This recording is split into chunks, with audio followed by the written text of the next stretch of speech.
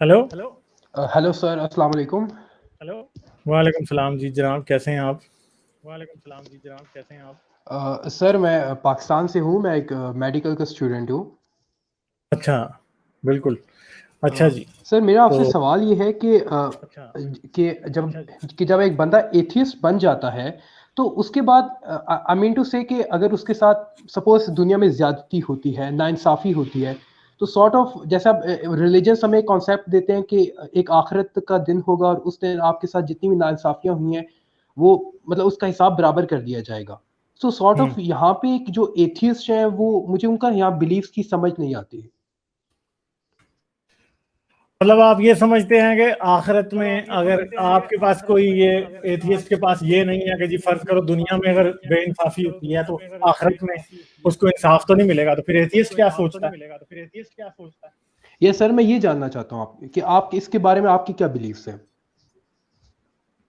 دیکھیں، مسئلہ تو یہ ہے کہ چاہے ایتھیسٹ بندہ یہ سوچے کہ دنیا زندگی جب میں مر جاؤں گا اور کل کو میرا کوئی انصاف کرے گا، یا مذہبی بندہ یہ سوچے کہ میں مر گیا اور مرنے کے بعد انصاف ہوگا، بات تو دونوں ہی جھوٹ ہے نا. مرنے کے بعد تو انصاف نہیں ہونا کوئی. ہمارے پاس کوئی اس بات کا ثبوت نہیں ہے. جتنے ریلیجنز آپ کے پاس ہیں ہمیں پتہ ہے کہ ان کی ساری سٹوریز، جیسے آج ایک بھائی آئے تھے شروع میں میرے پاس، انہوں نے مجھے یہ کہا تھا کہ آپ جو آخرت کا تصور ہے، دوزخ کا تصور جو ہے وہ کب شروع ہوا. ٹھیک ہے، تو یس سر. وہ میں آپ کو میوٹ کروں گا کیونکہ آپ کی آواز میری آواز مجھے واپس آ رہی ہے. اچھا، تو اب ایک بات ہے کہ جی آخرت کا تصور کہاں سے آیا؟ تو میں نے ان کو بتایا کہ آخرت کا تصور جو ہے پہلے رومیوں میں ملتا تھا کہ جہنم ہے، کرسچینٹی نے وہاں سے لیا، یہودیت میں نہیں ہے، اسلام میں پھر وہاں سے آیا. ٹھیک ہے، تو دنیا میں بڑے ریلیجن ہیں جن میں آخرت کا کوئی تصور نہیں ہے. بہت سے ریلیجن ایسے بھی ہیں جن میں کوئی تصور نہیں ہے آخرت کا. ٹھیک ہے، مگر وہ لوگ بھی زندہ ہیں، وہ کوئی ایسا مسئلہ نہیں ہے. میں سمجھتا ہوں کہ جو آخرت کا تصور ہے نا وہ اصل میں ڈیمیجنگ ہے. کیونکہ انسان ہمیشہ زندگی میں بہتری پیدا کرنے کی کوشش نہیں کرتا.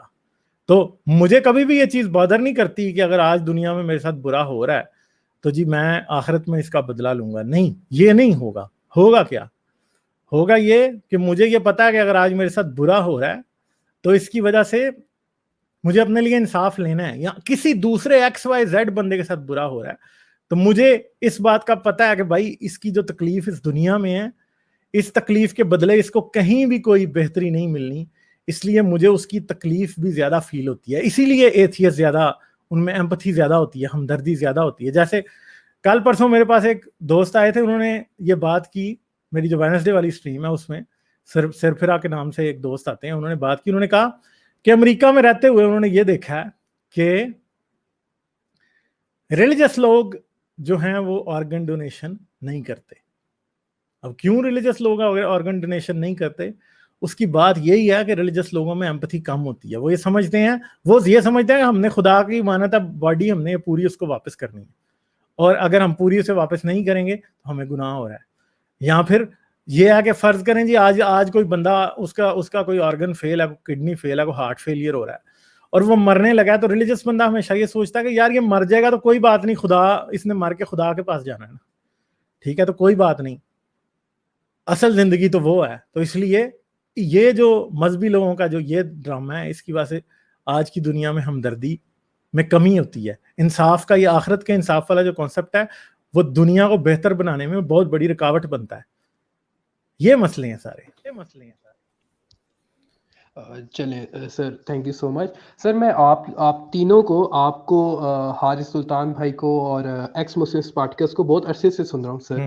ٹھیک ہے، یہ مطلب کووڈ کی پینڈیمک کے دوران میرا مائنڈ بہت زیادہ بدلا ہے سر. لیکن میں جب اپنے ارد گرد دیکھتا ہوں کہ سر میری ایک ٹیچر بھی ہیں، تو وہ لائک سارٹ آف بہت ہمیں، جیسے اب اردو میں اور پاکستان اسٹڈیز میں بہت اسلام کا ایک پروپیگنڈا ہمیں بتایا جاتا ہے کہ ہندوس برے ہیں اور ہم ہی بس اچھے ہیں اور ہم ہی بس ٹھیک لوگ ہیں. تو سر وہ ہمیں بتاتی ہیں کہ دیکھو اسلام میں تو عورتوں کے حقوق ہیں، مسلمانوں کے حقوق ہیں، یہ ہیں وہ ہیں، مطلب وہ بہت سی مثالیں بھی دیتی ہیں احادیث سے بھی اور بڑی باتیں کرتی ہیں. وہاں پہ جیسے میں آپ لوگوں کی باتیں سنتا ہوں، آپ لوگ بڑی وہ احادیث بتاتے ہو جس میں بڑی کوئی شرمناک احادیث ہیں کہ وہ آپ اپنے ماں باپ سے وہ باتیں ڈسکس نہیں کر سکتے. تو وہاں پہ بندہ کیسے ان لوگوں کو جواب دے، آگے سے کیسے ٹیکل کرے؟ مطلب وہ مائنڈ آپ کا ڈائیورٹ ہو جاتا ہے پھر ادھر بھی. اگر آپ میں سمجھ ویسے پا رہے آپ سے ایک بات کہوں گا کہ یار آرگیو نہ کریں, پاکستان میں رہتے ہوئے آرگیو نہ کریں. میڈیکل کے اسٹوڈنٹ ہیں آپ, ایک پروڈکٹیو انسان ہیں, آپ کی وجہ سے بہت سے لوگوں کی زندگیوں میں بہتری ہوگی. تو اپنی زندگی کو قیمتی سمجھیں اور ان لوگوں سے بحث نہ کریں. سوشل میڈیا ایک بڑا اچھا آؤٹ لیٹ ہے, کوئی فیک آئی ڈی بنا لیں, آپ نے اگر اپنی بات کرنی بھی ہے تو کریں, اپنی ریئل لائف والے لوگوں سے بحث نہ کریں. میں جتنے بھی ینگ ایتھیسٹ میرے پاس آتے ہیں, میں ان سب کو یہی بات کہتا ہوں کہ یار پلیز اپنی آپ کی زندگی ان بحث مباحثوں سے بہت زیادہ امپورٹنٹ ہے. جب کہیں زندگی میں وہ وقت آئے گا کہ اس چیز کی پاسبلٹی ہوگی تو ڈیفینیٹلی ہم یہ آپ کو کہیں گے ٹھیک ہے کہ آپ کر لیں بحث. مگر مسئلہ یہ ہے کہ ادھر تو اتنے خبیث لوگ ہیں کہ 1 منٹ میں پرچہ کروا دیں گے, آپ کو اندر کروا دیں گے. آج آپ میڈیکل پڑھ رہے ہیں, آپ کو اوپر کوئی بلاسفیمی لگا دے تو آپ اندر ہو جائیں گے. اندر ہونے کے بعد پھر آپ کب نکلیں گے نہ مجھے پتا ہے نہ آپ کو پتا ہے, ہم بس آپ کی راہ دیکھتے رہیں گے. تو اس لیے بہت امپورٹنٹ ہے کبھی بھی ان لوگوں سے بحث نہ کریں ٹھیک ہے. اگر فیملی میں بھی بات ہوتی ہے تو آپ کو پتا ہے کہ آپ کی فیملی کتنی لبرل ہے, کتنی سیکولر ہے.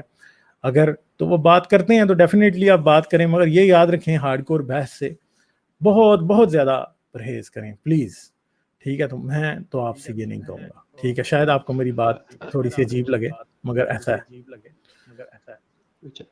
سر اوکے سر, میرا آپ سے ایک آخری یہ سوال یہ ہے کہ جب ایک بندہ ایتھیسٹ بن جاتا ہے کہ وہ اب نہیں مانتا کسی بھی چیز کو, وہ تو اس کا ایک لائف کا سر ایک آپ کو نہیں لگتا کہ ڈیموٹیویٹنگ سی یہ چیز بن جاتی ہے کہ میں اتنا لائف میں آگے بڑھوں گا, میں جوانی میں اتنا سب کچھ کماؤں گا, اتنا محنت کروں گا, ہم جو لائف کے پلان سیٹ کرتے ہیں لیکن ایٹ اینڈ میں نے مر جانا ہے, سب کچھ چھوڑ کے چلا جانا, یہ تھوڑا سا لائک مجھے نا ایسا ڈیموٹیویٹنگ سا فیل ہوتا ہے سارٹ آف, اگر آپ سمجھ پا رہے ہیں. دیکھیں اس کے لیے نا ایک تھاٹ بڑی ہیلپ کرتی ہے. وہ تھاٹ پتہ کیا ہے؟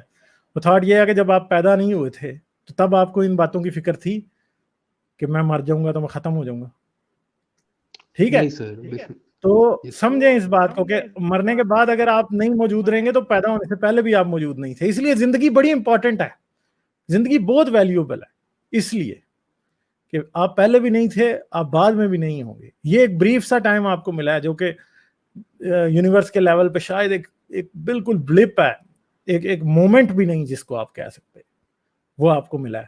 اور اس زندگی میں آپ نے سب کچھ اسی زندگی میں کرنا ہے. ڈفرینس میکر بھی آپ ہی ہیں اس زندگی میں, بہتر بھی آپ نے بنانا ہے. آپ دوسروں کی زندگی میں آسانی بھی پیدا کر سکتے ہیں, کسی کی تکلیف کو کم بھی کر سکتے ہیں. جو کچھ آپ یہاں پہ کر سکتے ہیں وہ آپ نہ اس سے پہلے کر سکتے تھے نہ اس کے بعد کر سکیں گے. زندگی میں تکلیف ہر انسان کو ملتی ہے. دیکھیں تکلیف زندگی کا حصہ ہے, درد بھی زندگی کا حصہ ہے, خوشی بھی زندگی کا حصہ ہے, انسانیت بھی زندگی کا حصہ ہے. دیکھیں یہ بریف سا ٹائم ہے اور ہم یہ سمجھیں گے ہم ہمیشہ سے موجود تھے اور ہمیشہ موجود رہیں گے, یہ ہمیں بڑا کروئل بنا دیتا ہے. اصل میں زندگی کی خوبصورتی اسی میں ہے کہ اس نے ختم ہو جانا ہے, اور مرنے سے پہلے ہم نے جو کچھ کرنا ہے ہم وہ کر لیں ٹھیک ہے. اگر کوئی اچھی چیز ذہن میں ہے تو جلد از جلد اس پہ کام شروع کر دیں ٹھیک ہے. اگر کسی بات کا خوف ہے تو جلد از جلد اس کا مداوع شروع کر دیں. اگر کسی انسان سے محبت ہے تو اس محبت کا اظہار کرنے میں ڈریں نا, اس محبت کے اوپر ایکٹ کریں. اگر کسی کے ساتھ ناانصافی ہوتی دیکھتے ہیں تو آپ کے پاس ایک ہی چانس ہے اس کے ساتھ کھڑے ہونے کا ٹھیک ہے. تو حکمت جو ہے میرے خیال میں اس بات سے نہیں آتی کہ آخرت اور قیامت کی باتیں پتہ ہوں. حکمت یا عقل جس کو کہتے ہیں یا وزڈم جس کو کہتے ہیں, وہ اس زندگی کے بریف مومنٹ میں چھپا ہوا ہے, اس سے باہر نہیں ہے, اس سے باہر ہو بھی نہیں سکتا. یہ لوگ کہتے ہیں جی عقل, کسی کو عقل نہیں آئی. عقل انسان کو کبھی بھی اس طور سے نہیں آ سکتی جو یہ سمجھے کہ میں نے جتنی غلطیاں اس دنیا میں کی ہیں, اس دنیا کی غلطیوں پہ میری کوئی رسپانسبلٹی نہیں ہے. اصل میں میری رسپانسبلٹی آخرت کی زندگی ہے. نہیں, اصل میں آپ کی رسپانسبلٹی یہی ایک بریف مومنٹ ہے. وہ کہتے ہیں یہ بریف مومنٹ انڈر دا سن جو ہے نا, یہی امپورٹنٹ ہے. اس کے اندر تکلیف بھی ہے, اس کے اندر خوشی بھی ہے, اس کے اندر دکھ بھی ہے, اس کے اندر سب کچھ ہے. اور جو لوگ یہ سمجھ جاتے ہیں کہ زندگی بس یہی ہے, یقین کریں ان میں امپتھی بھی ہوتی ہے, وہ رحم دل بھی ہوتے ہیں, ان میں انسانیت کا درد بھی ہوتا ہے, وہ کسی کے ساتھ جو ہے نا وہ اتنی بے ایمانی بھی نہیں کرتے.